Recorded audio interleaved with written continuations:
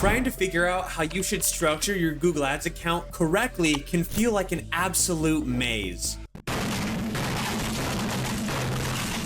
I'm gonna teach you how to split test ad groups the right way so your ads are working smarter, not harder, and you're able to find your exact perfect audience every single time. So today I'm gonna share an example of a beauty product. Just so you know, this can work for any single service, any single product in any single industry.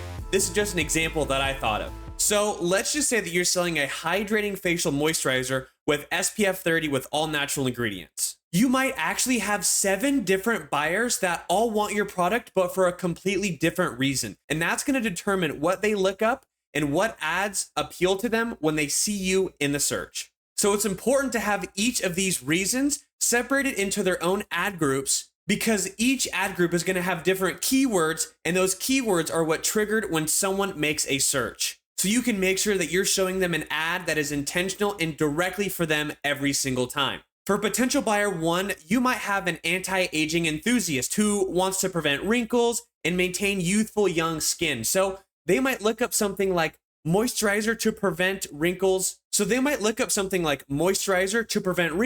With all natural ingredients. Potential buyer 2 can be an acne-prone skincare seeker. Someone who wants to avoid breakouts while staying protected from the sun and also maintain hydration. They might look up skincare for acne-prone and oily skin. Potential buyer 3 could be a sun protection advocate. They might be focused on daily sun protection and preventing skin damage from the sun. So they might look up something like a daily moisturizer with SPF or the best moisturizer for face. Potential buyer 3 could be a sun protection advocate where they're focused on daily sun protection and preventing skin damage. So, they might look up something like daily moisturizer with SPF or best sunscreen moisturizer for face. Potential buyer 4 could be, the busy professional who's looking for an all-in-one product to save them time on their skincare routine. So they might look up something like a 2-in-1 moisturizer or the simplest skincare routine for busy mornings. Potential buyer 5 could be someone suffering from dry skin, and they might be looking up something to help with their dehydration. So maybe the best moisturizer for dry skin. And depending on your product, this list can literally go on and on and on. I wrote down 7 more here that I'm not even gonna waste my time sharing with you. So I know what you're thinking. You're like, Johnny, this is gonna take forever. We don't have time to make 10 different ad groups and have all different types of keywords inside there and then have multiple different ads under each ad group that's testing out each major cognitive bias of our audience. That to me, just even saying it sounds like a ton of work, but rest assured, I'm going to give you a quick little recipe and how I suggest that you break down these ad groups to make sure that you're including the ones that are going to be the most popular and the most beneficial for your product or service. So the first thing I recommend doing is doing a fair amount of keyword research based off of some of the things I mentioned, right? So do keyword research and see what's going to have the most volume, because for all you know, there might be 0 searches monthly for something like a dry skin moisturizer. I mean, okay, I know that's not true, but you get what I'm getting at. So you don't end up having to waste your time making ad groups and using keywords for search queries that don't exist. You can do this and save yourself a lot of time. So here's what I would do. I would find all the reasons why someone would want to buy my product, do the keyword research, and pick the 3 that are the most popular. And by popular, I mean the most searches, because that's going to give you the most impressions, the most clicks. So even if you have 100 different ad groups, your spend is going to be primarily going to the ones that are going to have the most clicks, because again,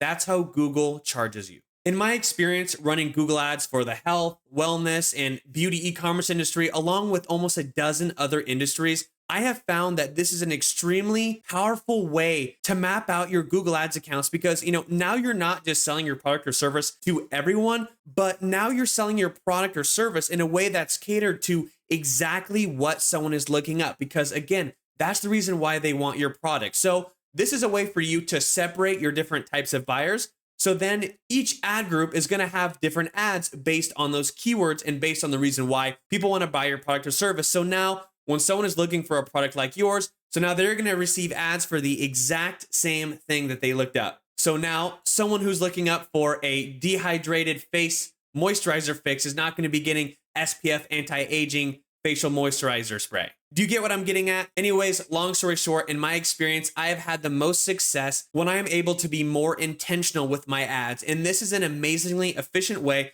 to break down your ad groups to serve your customers the best, most intentional ads possible. As always, I hope I was able to provide you guys great value in this video.